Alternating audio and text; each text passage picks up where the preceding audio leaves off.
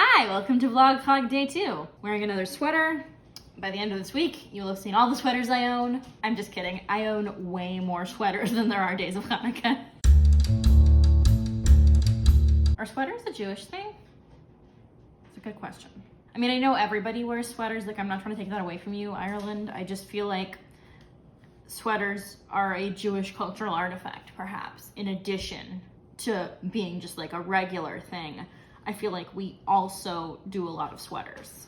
But again, that could just be like me superimposing my family traditions onto all of Judaism, because my bubby is a very prolific knitter and crafter, and so like, you know, I have a lot of sweaters that she's made me. Not this one, but the one I was wearing yesterday, and probably a lot of the ones you'll see in the next couple of days are ones that she made me, or made for someone else and that I now have. She's still alive. God bless. But you know, bubby sweaters have a very special place in my heart, and I hope to someday be someone's bubby and make them sweaters.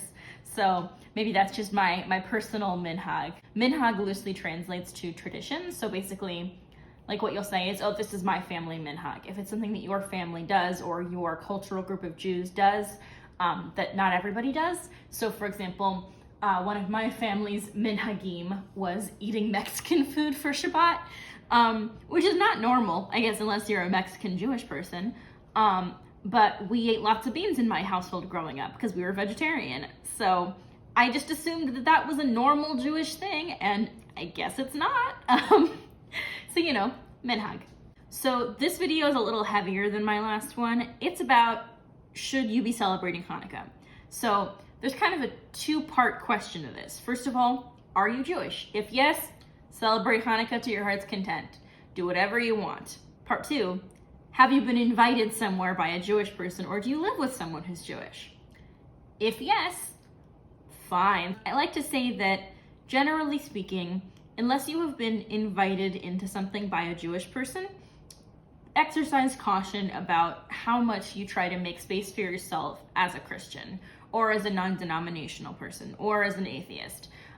Because generally speaking, it is good to want to immerse yourself in other traditions and learn about them. Like, I think cultural exchange is important, and while it has had some negative consequences in the past, it's mostly good. The relationships that I have with people who are very different from me have been very valuable in my life, and so I am glad to have had those experiences. I don't believe that we should all just be sitting in our little corners, not sharing our lives with each other. I think my life would be a lot poorer if I only interacted with people who are just like me. I think exchange is important, but the problem with applying that to Judaism is that Jews are historically disenfranchised people, and I'm not talking about like, oh, you know, in the last 100 years, things have been kind of bad. For most of Jewish history, we've been disenfranchised. Like, before the last 100 years or so, you can probably count on one hand the amount of times the Jews have been allowed to thrive in a country without being kicked out. It is unfortunately the heritage of the Jewish people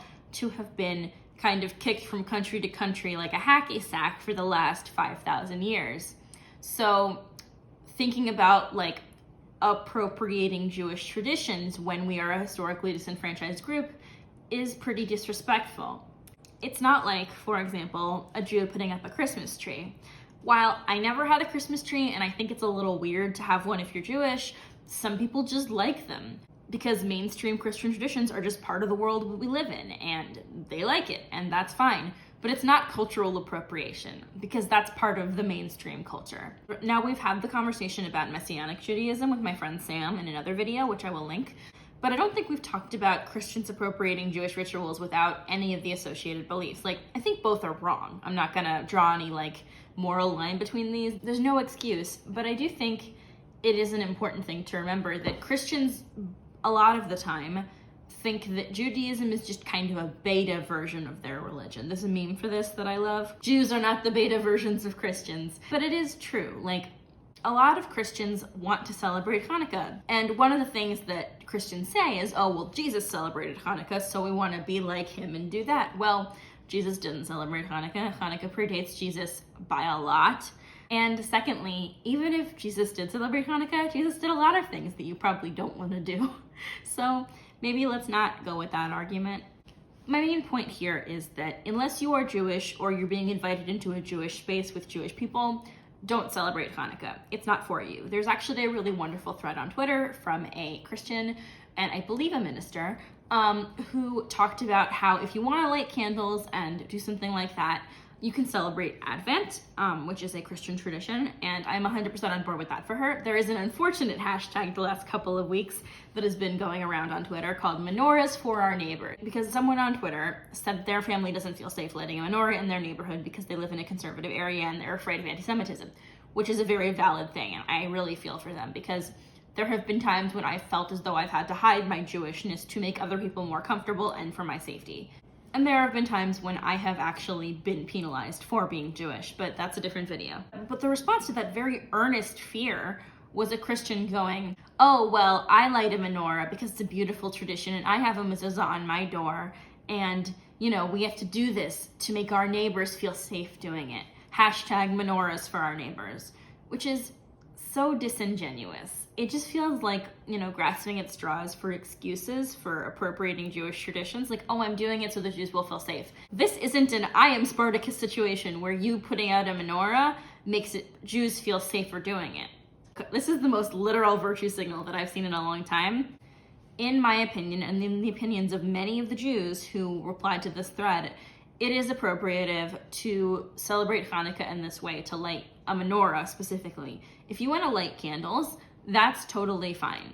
But do it with, you know, a candelabra. Candles are perfectly lovely. I have scented candles all over my house because I'm a millennial and I like pretty smells. But they're not Hanukkah candles.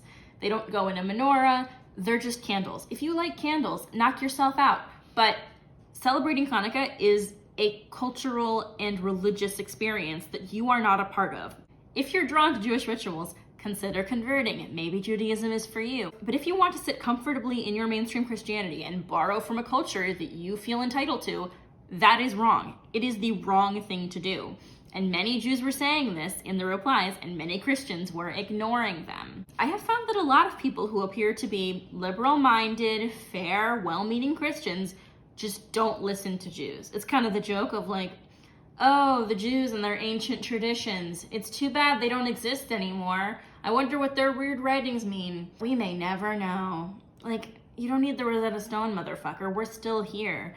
There is this, like, common idea that Jews are just kind of not a going concern anymore. We're just like, we don't exist, yeah, like, historical or whatever. But, like, the Jews are a living people, not for lack of people trying to exterminate us, but we are still here. We have a living tradition, and while we are, you should listen to us. And if you feel like you want to light a menorah, think really carefully about the message you're sending to other people. When Jews tell you, please don't do this, and you say, I feel like I know better, you are disrespecting us. That's not cool. And especially from the perspective of people who have been marginalized for generations. A lot of people like to reference the Holocaust in reference to why, you know, Jews are so oppressed, or anti-Semitism in the present day, or even we were slaves in Egypt 4,000 years ago, or whatever it was. But the anti-Semitism that's been most pervasive in Jewish history is Jews being kicked from country to country. Pogroms in Russia in the 1920s until the 30s and 40s. Spain expelling its Jews and then hunting and killing the ones who stayed. Almost every country with a history of Jewish populations has a history of trying to kill or expel them. And when they did that, they stole their wealth, they took their land, and they otherwise forced them to leave their homes. So, when you're stealing Jewish traditions and making them your own, think about that. Just give it some thought. Anyway, this was a light one. Thank you for tuning in for the second night of Vlog Chag and the second night of Hanukkah. I hope you're having a happy Hanukkah and that you are excited going into December. I am not looking forward to all the Christmas music because the ones that I really like, you know, like Billie Holiday songs or even like Cole Porter, like Nat King Cole, that kind of stuff, doesn't really get played on the radio.